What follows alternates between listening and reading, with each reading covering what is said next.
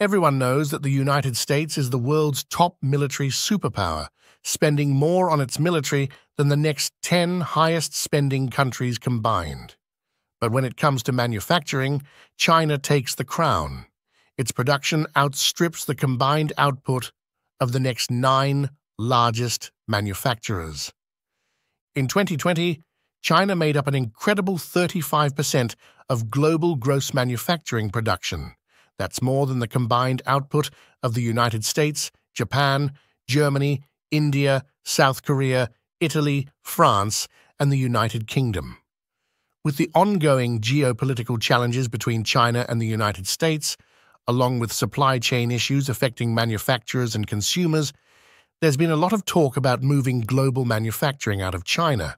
But despite efforts from the US and Europe to decouple from China, it remains the king of manufacturing. In this video, we'll dive into how China is still the factory of the world, despite the trade war, tariffs, and tensions with the West.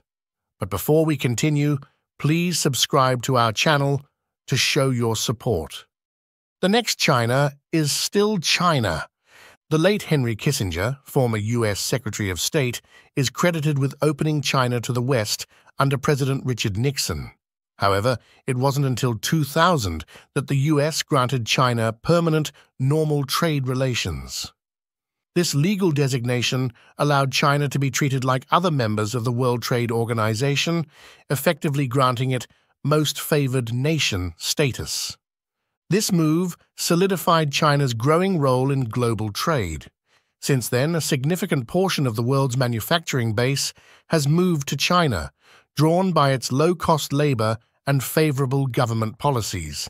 These policies include massive investments in infrastructure and trade capacity. Of course, China's spectacular economic rise has created numerous geopolitical challenges, ranging from spy balloons to unfair trade practices and accusations of intellectual property theft. This has led to an active trade war between the US and China. In 2018, President Donald Trump escalated this trade war by imposing tariffs on billions of dollars worth of Chinese goods. This intensified pressure on global companies to relocate their manufacturing to lower-cost destinations across Asia, such as Vietnam, Bangladesh, and India.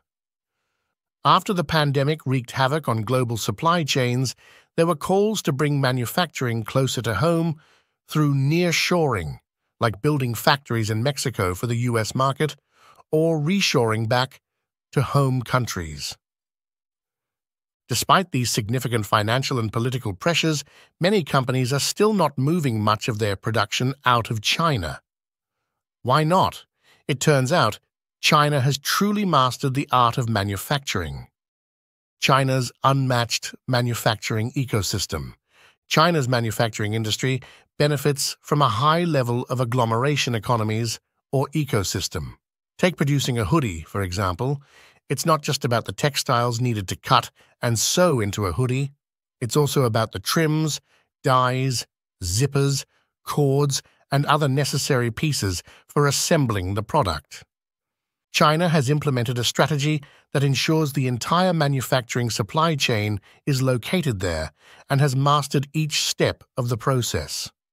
China even imports and processes much of the world's wool and cotton, including a significant amount of US-grown cotton, which makes up about 35% of the world total.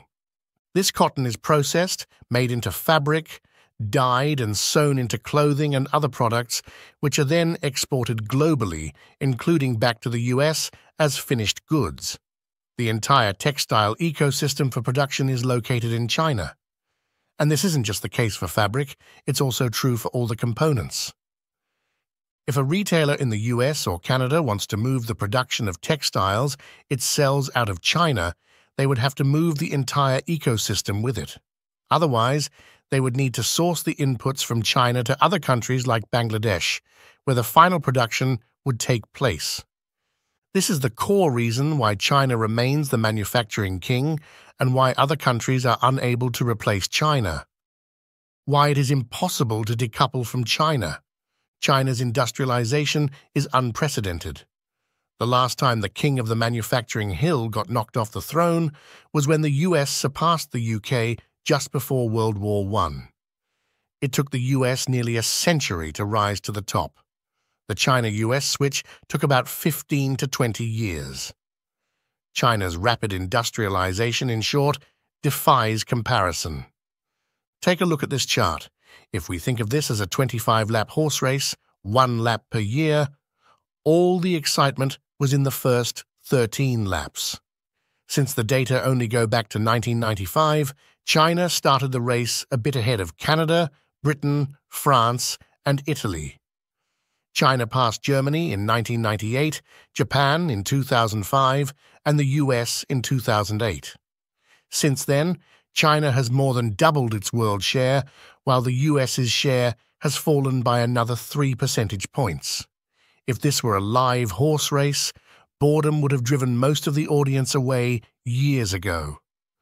In an attempt to halt China's rise, the US government has levied many rounds of unilateral sanctions and waged what Washington insiders call a technology war against China, imposing export restrictions in cutting-edge sectors like 5G, semiconductors, quantum computing, and artificial intelligence.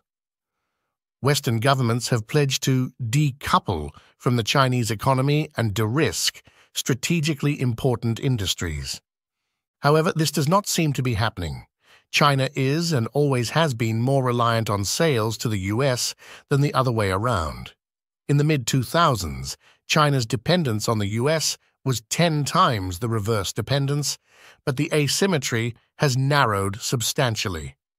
This means that the US is much more dependent on buying Chinese manufactured goods than China is dependent on the US market to sell its exports. Putting together the pieces, this shows a remarkable historical, world-shaping asymmetry in supply chain reliance between China and other major manufacturing countries. Politicians may wish to decouple their economies from China, but these data suggest that decoupling would be difficult, slow, expensive, and disruptive, especially to G7 manufacturers. Finally, here's something you should know. Chinese manufacturing is no longer as dependent on exports as many might believe. In the early days of its rapid growth, exports were growing faster than production. But then, production started to grow faster than exports, meaning that domestic sales were becoming more important compared to export sales, even though both were booming. This dispels the myth that China's success can be entirely attributed to exports. Since around 2004, China has increasingly become its own best customer. China is the world's sole manufacturing giant. As its recent success in electric vehicles shows, its wide and deep industrial base gives it a competitive edge in virtually all sectors. Do you agree with our analysis? Share your thoughts and leave your comments below. If you liked what you watched, hit the like button and subscribe to our channel to show your support.